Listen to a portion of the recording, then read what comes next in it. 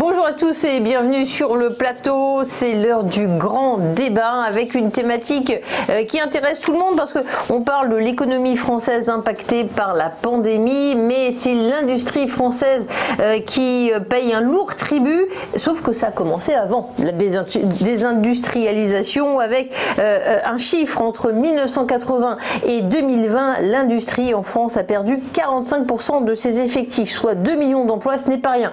Pourquoi? Est-ce que la tendance continue?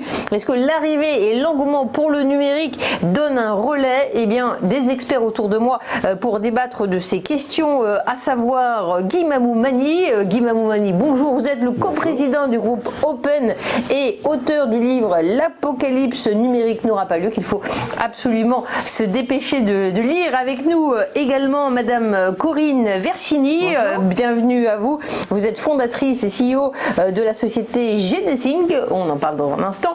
Et Loïc Le Floch-Prigent, un habitué de nos plateaux également, un industriel et écrivain. Je mentionne quand même une toute petite partie de votre pédigré. Vous avez dirigé le groupe Elf Aquitaine ou bien Gaz de France. Bonjour monsieur. Bonjour. Loïc Le Floch-Prigent. Alors, c'est vrai que les chiffres sont inquiétants. Depuis 10 ans, la situation s'est dégradée avec une concurrence des pays à bas coût. Notre pays continue de perdre des emplois dans l'industrie. Que reste-t-il, Guy Mamoumani, de l'industrie française? D'abord, il faut faire une constatation, c'est que cette dégradation de la position de l'industrie française n'est pas inéluctable. C'est d'abord à intégrer, je dirais, par rapport à d'autres pays, tout à fait surprenant. Par exemple, on pourrait penser que la Suisse est un pays basé sur la finance, et bien son industrie représente plus que la France, l'industrie française ne représente en France. Donc ça n'a rien à voir avec toutes ces considérations. Je pense que l'industrie française a été victime d'abord de dirigeants comme Serge Tchuruk, qui a mal compris la transformation. L'usine sans emploi, c'était la faiblesse. Voilà, les faiblesses, etc. Et puis, quelque chose, évidemment, qui me tient à cœur, c'est-à-dire une mauvaise compréhension de la transformation numérique. Et je crois que là, c'est un sujet qui est fondamental. Aujourd'hui, la solution pour l'industrie, c'est sa numérisation.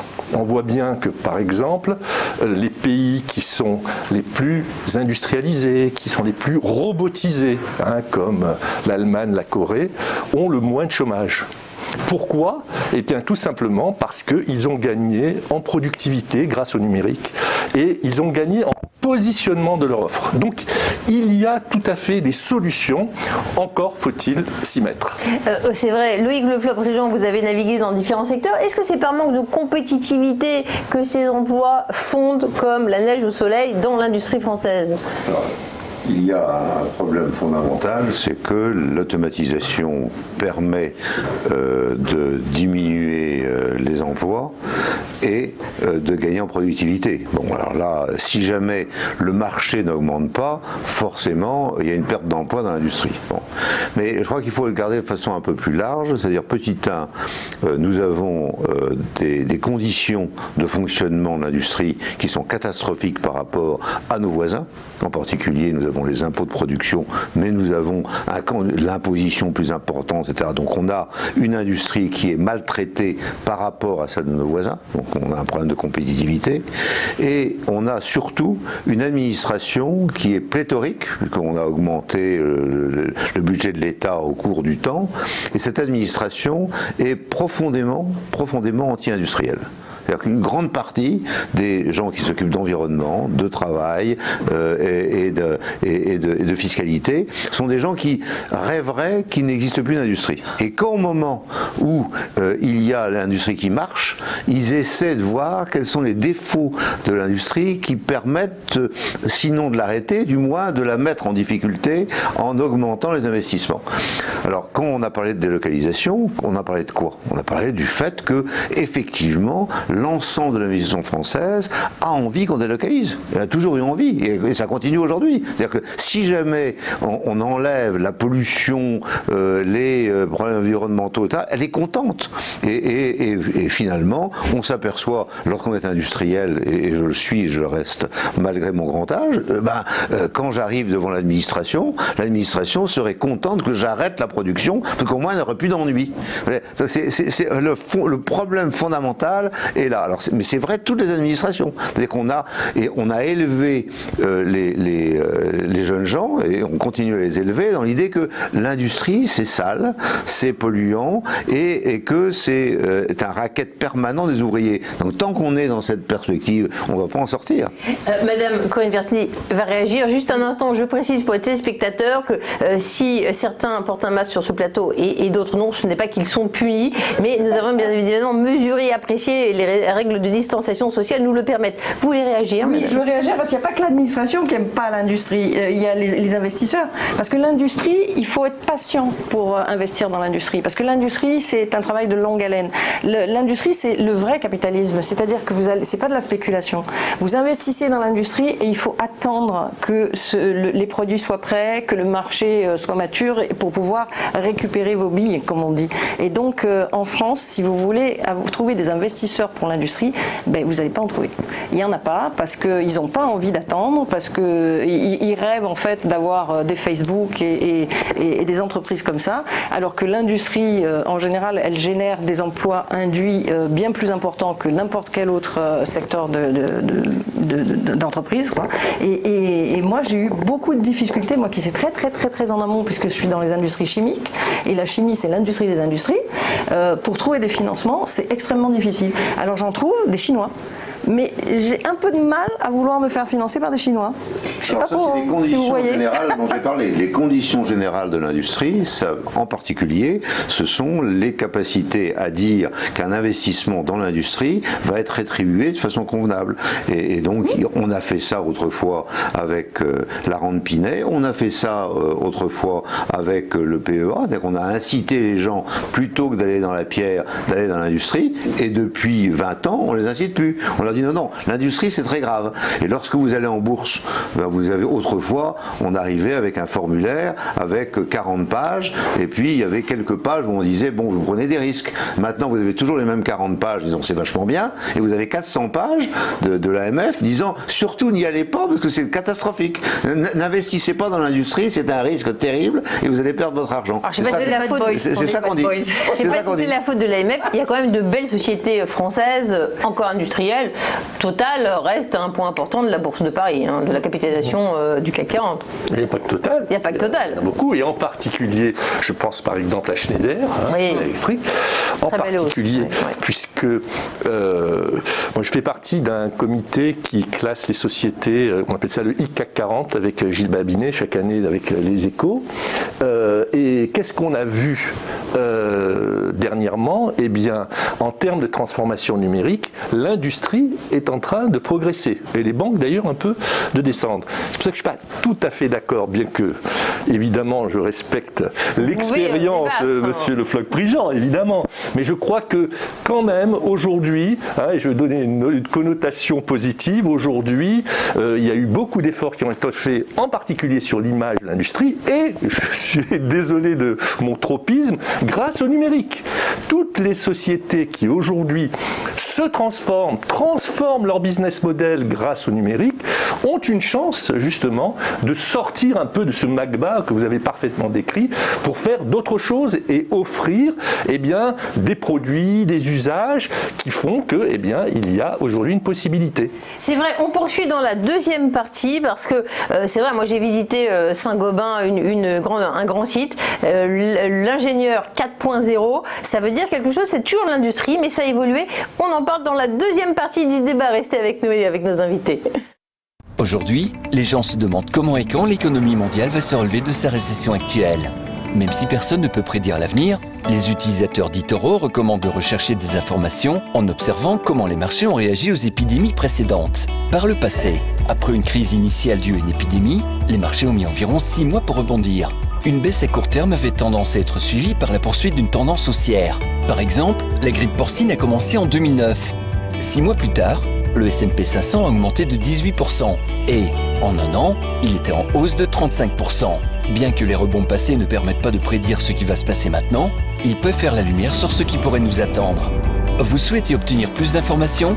Sur eToro, vous pouvez consulter, poser des questions et comparer les stratégies de plus de 10 millions d'utilisateurs du monde entier. Participez à la conversation. Sur eToro, le leader mondial des réseaux de trading social.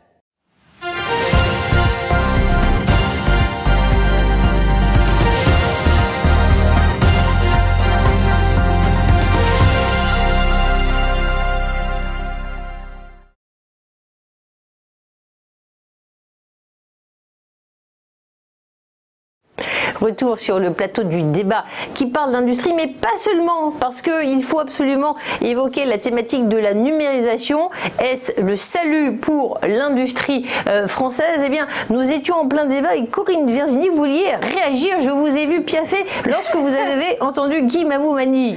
Guy disait qu'il fallait se transformer. Pour moi, c'est même pas une question, parce qu'il n'y a pas d'option. Il faut que je sois numérique. Je suis née numérique. J'envisage même pas d'avoir une ligne de production qui ne soit pas numérique. Sinon, je ne pourrais pas être compétitive. Même si je fais des produits premium, même si je fais des produits qui ont des marges intéressantes, je ne peux pas ne pas être numérique. C'est la seule option. Il n'y en a pas d'autre pour moi. Ça, c'est formidable. Hein. Vraiment, vous avez une opportunité là-dessus et vraiment, je serais très heureux pour vous. Mais enfin, si on prend l'industrie en général, il faut savoir que la BPI vient de sortir une enquête. 47% des chefs d'entreprise de l'industrie ne croient pas à la transformation numérique, pensent que c'est une mode. J'avais fait d'ailleurs cette étude il y a 5 ans quand j'étais vice-président du Conseil national du numérique.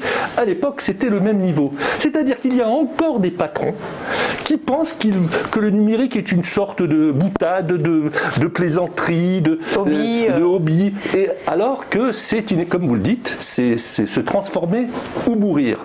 Et là, je crois que nous avons un grand enjeu. D'ailleurs, le gouvernement a fait des choses avec l'organisme France Num, par exemple. Un grand enjeu d'acculturation, d'éducation, de formation indispensable si on veut sauver notre industrie. Je crois que la réalité est un peu différente. C'est-à-dire qu'autant les gens disent « je ne crois pas au numérique », autant ils l'utilisent. Donc il faut faire attention aux sondages de cette nature. Moi, je suis dans une zone qui est la place Surgy de Yonax. Je peux vous dire qu'il n'y a pas un chef d'entreprise qui ne soit pas en train de numériser. Alors maintenant, si on leur tend le micro, ils vont peut-être dire « non, j'y crois pas, c'est une mode ». Mais la réalité, c'est qu'ils ont les instruments et ils essaient de voir comment utiliser ces instruments parce que c'est la survie. Alors j'ai une petite question sur l'industrie. L'avion Airbus, il ne peut pas sortir si les différents composants, s'il n'y a pas de soudeur, s'il n'y a pas de câbleur hein, dans toute la chaîne de production. Or, on parle que des ingénieurs aéronautiques et ils sont très bien, enfin bon, ils ont quelques soucis avec la chute du trafic aérien. Et donc, est-ce que le problème de l'industrie, c'est qu'elle n'est pas tellement attractive? Comment se fait-il qu'il n'y a pas de milliers de jeunes qui vont des BTS, des Bac+2? Est-ce qu'il existe ces formations pour que l'industrie ait un nouveau souffle? Dans mon milieu, qui est le milieu de l'industrie basique, des produits de base qui ont été faits autrefois avec des centaines de gens et qui sont faits maintenant avec très peu de gens. Nous avons besoin de gens très spécialisés et nous ne les trouvons pas sur le marché français. C'est ça notre problème. C'est-à-dire que mon problème essentiel des différentes entreprises que je préside, c'est de trouver des gens qui peuvent venir, mais des soudeurs, des chaudronniers, voilà. des maîtreurs régleurs, etc. Parce que j'en ai besoin. Que fait le ministère de l'Éducation nationale? Malgré, c'est-à-dire que le numérique, il faut le régler. Si jamais on change les productions 1 à 2 fois par jour, il faut des gens qui enlèvent les outils, qui les remettent, etc. Et ça se fait avec des gens qui sont pointus. Et ces gens pointus, on ne les trouve plus aujourd'hui sur le marché. Moi, j'ai des gens autour de moi qui me disent on me parle de 600 000 chômeurs, moi je les vois pas parce que j'arrive pas à embaucher. Et moi, le problème de l'embauche est extrêmement important pour moi et pour l'ensemble des gens avec qui je travaille, et on trouve pas les gens qu'il faut. Ben, moi non plus, je trouve pas les ingénieurs chimistes qui sont capables de développer mes produits. Il faut que je les forme. Donc, du coup, je prends des batteries d'apprentis, mais au moins, je les forme à mes produits. Bon, il y a quelque chose à faire peut-être sur l'éducation nationale, l'enseignement. On a plein de centres, est-ce qu'ils forment vers les bonnes Cette année, 20% seulement des gens sont dans les disciplines scientifiques. scientifiques. On est en 20%. C'est ahurissant. Qu'est-ce qu'on est en train de faire? On est en train de faire des types qui font Sciences Po et qui font l'ENA, si vous voulez. Il y en a très peu qui le font. Et on retrouve les gens de l'ENA dans l'industrie, ils font des catastrophes. Voilà. Donc le groupe Open se développe de manière tellement magistrale. J'imagine que vous trouvez 2-3 personnes effectivement qui sont les bons profils, puisque ces messieurs dames ont du mal à trouver les bons profils. Est-ce que c'est votre cas également dans le numérique? Dans l'informatique, il y a aujourd'hui près de 100 000 postes qui ne sont pas pourvus. Donc c'est exactement le même sujet. Informatique, industrie, c'est la même chose, c'est le même type de formation.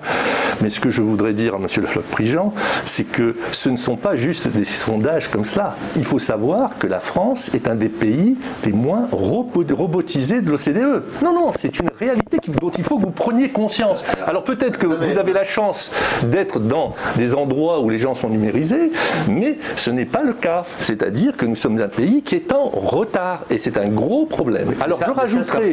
C'est pas un problème... Attends, il termine. Ce n'est pas un problème de volonté, c'est un problème d'investissement, comme disait Madame tout à l'heure. C'est-à-dire que... Si. Est-ce qu'il peut juste terminer et vous reprenez juste après? Guy Mamonet, on vous écoute. Il y a énormément d'aides à l'investissement, à la transformation numérique. D'ailleurs, vous savez mieux que moi que les impôts de production vont baisser. Donc non, il y a un problème d'acculturation. Et c'est très important. C'est pour ça qu'il ne faut pas sous-estimer ce sujet. Et j'en reviens à votre question. Oui, merci. C'est que si on arrivait à moderniser notre industrie, eh bien, je pense qu'on attirerait plus de talents. Parce que, en fait, on met ça sur le dos de l'éducation nationale. Mais il faut savoir que vous avez beaucoup de filières où les gens ne vont pas. Et j'en parle en connaissance de cause parce que l'informatique en fait partie. C'est-à-dire que nous avons aussi notre responsabilité. Pardon ? C'est pas moderne l'informatique ? Mais les gens ne viennent pas. Donc ça veut dire qu'il faut changer cette image. Changer cette image, même de notre propre métier. Vous savez que, je vais peut-être vous surprendre, Corinne. Eh bien, il y a des gens qui ont une vision très négative de l'informatique et qui pensent que c'est un métier très dur, où il n'y a pas d'horaire, où on reste devant son ordinateur, toute la journée. Donc si vous voulez, c'est vraiment une question d'image qu'il faut changer. Et là, je vous rejoins, l'industrie aujourd'hui c'est encore une image de cheminée. Et c'est en ça qu'il va falloir changer avec des boîtes comme celle de Corinne. Et là, on pourra avoir plus de jeunes qui nous rejoignent. C'est sûr, vous venez chez moi, vous arrivez, on a les baskets avec les paillettes, on a la musique dans le labo, c'est sûr que ça change. Des femmes dans les industries. Voilà. Et des femmes, et il nous faut des femmes. Loïc Le Floch, pour les gens, vous voulez ajouter quelque chose? Je trouve ça un peu caricatural. C'est-à-dire qu'aujourd'hui, vous avez dans toutes les entreprises une capacité à changer et en général, les patrons ont envie de changer. Ils ont les fers aux pieds, et les fers aux pieds ne sont pas ce que vous indiquez, à mon sens. C'est la difficulté d'embaucher des gens compétents, ça c'est un fer au pied, et la difficulté, je répète, de l'administration qui vient vous dire, bon surtout, ne faites pas ça parce que c'est dangereux, il ne faut pas faire ça, vous n'avez pas le droit de faire ça, vous n'avez pas le droit de faire ça, etc. Les contrôles que vous avez dans l'industrie de manufacture, et vous avez des gens qui sont là en train de dire pourquoi vous ne mettez pas ça en Chine, c'est beaucoup mieux. Et lorsque vous avez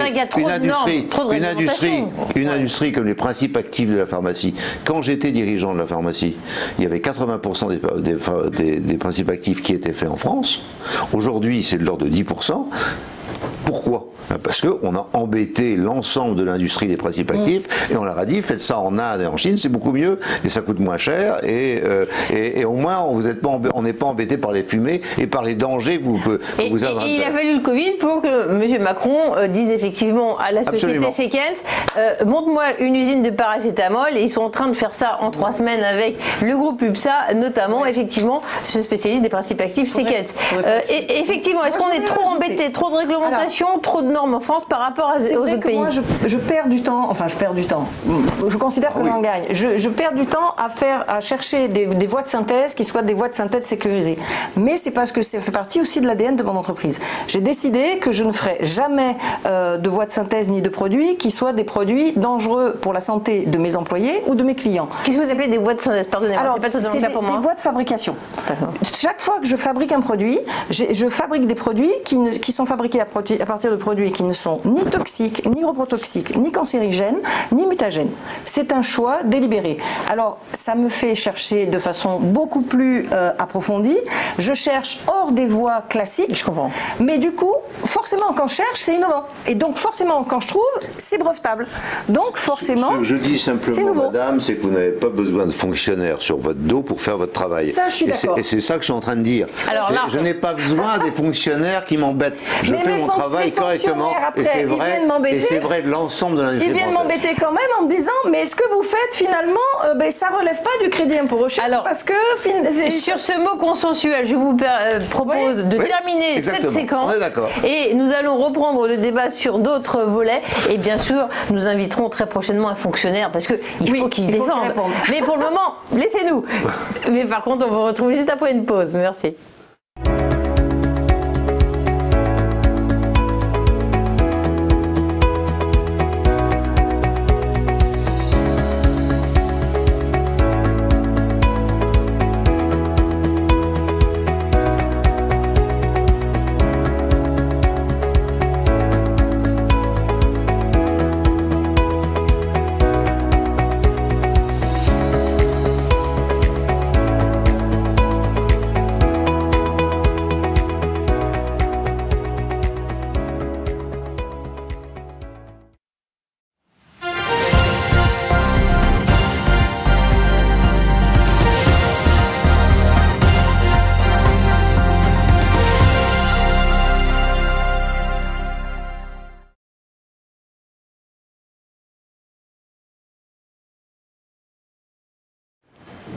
Retour sur le débat très animé entre nos invités, Corinne Versini, fondatrice CEO de Genesing, Guy Mamoumani, coprésident d'Open, et puis Loïc Le Floch-Prigent, industriel et écrivain. Alors, on parle d'industrie, on aimerait la voir revitalisée, mais le numérique a également quelques questions interroges également, parce que tous ces ordinateurs, eh bien, est-ce qu'ils n'émettent pas de pollution? L'industrie, c'est l'une des tâches qu'on lui reprochait, tâche originelle, elle était trop polluante. Où est la vérité là-dedans? Quel est votre avis, monsieur Guy Mamoumani? Est-ce que vous pensez que le digital, sous certains aspects, est un danger pour l'écologie? Donc si on dit l'industrie, allez, il faut prendre le virage du digital, comment gérer cette transition? Le terme danger est excessif. Moi, je pense que, en effet, il faut être conscient que le numérique a aussi des impacts, et en partie des impacts environnementaux. C'est tout à fait prouvé. La production de CO2 de toutes ces fermes de serveurs est évidemment très très importante. La différence, c'est que au quotidien, on réfléchit à diminuer cette production de CO2. Et puis surtout, ce qu'il faut voir, c'est toutes les économies qu'elle a générées. On l'a vu pendant le Covid. Enfin, je veux dire, que serait notre pays, notre industrie, notre administration, notre éducation, notre médecine sans le numérique pendant le Covid? C'est-à-dire, si on avait été au 19e siècle, on aurait eu une catastrophe nationale. Là, on a réussi à continuer à faire de l'éducation, à augmenter les actes de télémédecine, et quelque chose d'assez vraiment surprenant, on a même recréé des liens sociaux grâce au numérique, dont on parle toujours sur la déshumanisation. Donc là, on voit que le numérique a montré sa capacité à générer des économies. En particulier, moi je le vois dans mon entreprise, le budget voyage a été divisé par 3. Et donc, et franchement, grâce aux outils que nous avons de réunion, je ne pense pas qu'on ait perdu en efficacité, voire je pense même qu'on a gagné. Donc tout ça montre les apports du numérique, tout en, je ne veux pas être angélique, ça c'est très important, je suis très positif, très optimiste sur la transformation numérique, mais sans angélisme. Il faut être conscient de ce dont vous parlez, et par conséquent, il faut le traiter. Qu'en pensez-vous, Loïc Le Floch-Prigent? On voit que des grands noms comme Total disent, à terme, les hydrocarbures, ce ne sera que 10% de la production parce qu'on va faire de l'énergie verte. Donc cette écologisation, ils en ont envie? Est-ce que c'est possible pour notre industrie? Donc, je crois que la notion de verdeur est une notion stupide.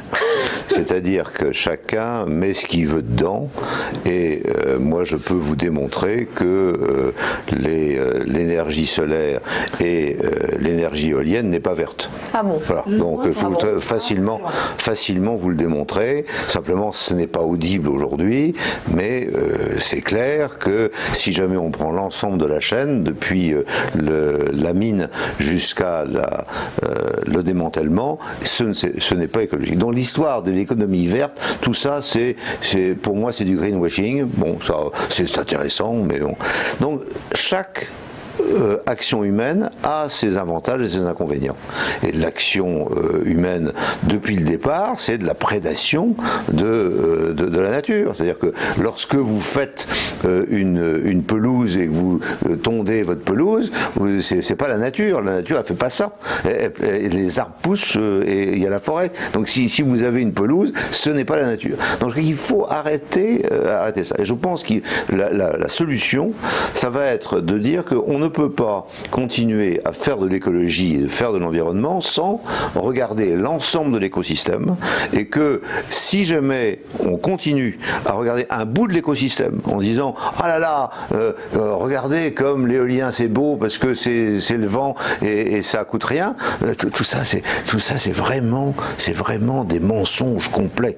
Lorsque vous avez aujourd'hui des gens qui vous disent je vous vends de l'électricité verte, par conséquent soyez tranquille, vous dans votre petit vélo électrique c'est vert, dans votre petite patinette c'est vert, etc. Tout ça c'est des mensonges. Alors c'est des mensonges peut-être d'État, ça fait plaisir, mais ça va pas dans le bon sens. Donc effectivement le numérique a des inconvénients comme tout le reste, mais il a tellement d'avantages que les inconvénients sont mineurs, c'est tout. Corinne Versini, quand même tout est vert en cette rentrée, le plan de relance est vert, l'Europe parle de Green Deal, donc est-ce que vous participez au scepticisme que relève... C'est pas le scepticisme, surtout pas réaliste. Juste un exemple. Prenons l'exemple du solaire. Oui. Vous voyez le solaire avec ces espèces de gros trucs moches, lourds, qui sont au silicium. On détruit des plateaux continentaux, mais des écosystèmes entiers pour faire ce silicium. Dans les mers, on détruit ces écosystèmes. C'est pas normal. On ne fait plus rien alors si on vous écoute. Il y a d'autres solutions qui existent, sauf qu'aujourd'hui on a l'habitude de ça et on subventionne ça. Soit dit en passant, c'est fait en Chine avec des gens. On subventionne les Chinois. Voilà, à chaque fois qu'on parle d'un solaire, vous faites un emploi. Et après, on veut réindustrialiser la France. Alors qu'est-ce qu'il faut faire? Il y a d'autres technologies, il y a des Français qui font des nouvelles technologies. Focalisons-nous là-dessus. Et donc, à quelle Armor, qui est dans les côtes les côtes d'Armor d'ailleurs. Mais oui, chez moi, non, mais c'est chez moi, c'est chez moi. Ils font des choses comme ça qui sont super. Mais bien sûr. Des nouvelles technos, pourquoi on les utilise pas? Bah, vous voyez, c'est un client. Alors, Guy Memoumani, qu'est-ce qu'il faut faire pour faire du numérique de manière heureuse, c'est-à-dire sans polluer la planète? C'est possible? Oui, d'abord, personnellement, moi, je trouve qu'il faut quand même, on ne peut pas nier les difficultés auxquelles est confrontée notre planète. Il y a aujourd'hui quand même une menace. Il y a une menace et la production de CO2, c'est quelque chose qui est indiscutable. Maintenant, il faut choisir, chercher les moyens de faire, alors là, un développement, parce que je ne suis pas du tout pour la décroissance, évidemment, il faut trouver les moyens de faire une croissance responsable. Et ce n'est pas impossible, ce n'est pas contradictoire. Le numérique peut nous y aider. Alors, écoutez, vous me l'enlevez de la bouche, cher ami, écoutez, je ne peux que... Heureusement qu'il est là, autrement on serait démunis. Voilà. Vous l'avez bien convaincu. Voilà, c'est ça. Décidément, les débats de vue d'ailleurs sont très productifs pour la positivité du numérique. Oui, en effet, et je pense vraiment qu'en l'occurrence, le numérique doit être un outil pour rallier le développement et la responsabilité. Et c'est ce que je disais tout à l'heure, que l'on a vu au cours du confinement. Vous avez vu le sujet de la 5G, on a dit, oh, vas-y, on ne sait pas faire, c'est les Chinois, donc on va les limiter. Les Allemands ont dit non, nous on veut dire oui, mais que pour 8 ans. Et puis après on a dit, ah mais attention, c'est dangereux pour la santé, l'écologie. Donc l'écologie, ça devient un prétexte pour empêcher l'industrie de se développer, non? Oui, tout à fait. On est dans un monde de fous. Mais bon, c'est comme ça. On y est, donc il faut vivre avec et puis réexpliquer que c'est complètement idiot et que il y a une série de gens qui ont envie d'être idiots. Mais bon, on n'y veut pas grand-chose. Je pense qu'à la limite, si on a loupé la 5G, pourquoi on ne ferait pas la 6G? Déjà, voilà. À un moment donné, déjà arriver. Mais c'est pas grave, mettons-nous sur la nouvelle techno. Ils ont de l'avance sur nous. Mais prenons la C'est possible de sauter une étape? Mais bien sûr. Vous aurez les mêmes obstacles. On aura les mêmes obstacles, Donc mais ça peut-être qu'on changerait. gagnera sur les Chinois.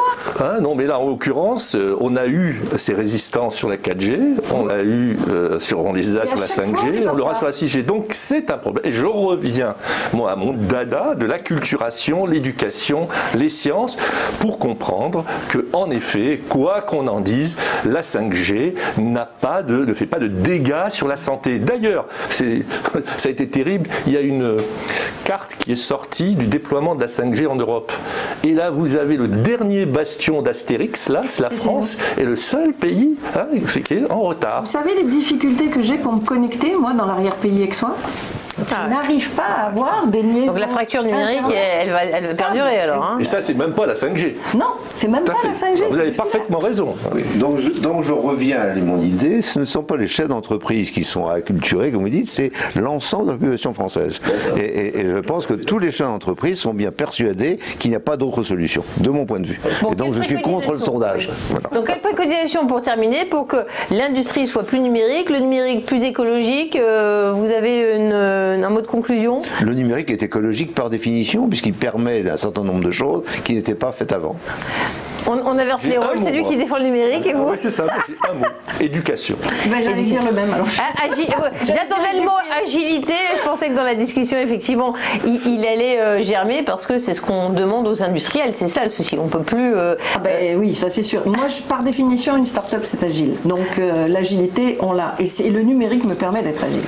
Eh bien, merci d'avoir fait preuve d'agilité en venant sur le plateau de TV Finance et pour dialoguer sur ces sujets transversaux vastes et qu'il nous convient de décrypter encore. On n'a fait que les effleurer, mais c'est déjà formidablement intéressant. Merci beaucoup, messieurs, dames, et merci à vous de nous avoir suivis. Très bonne journée à vous.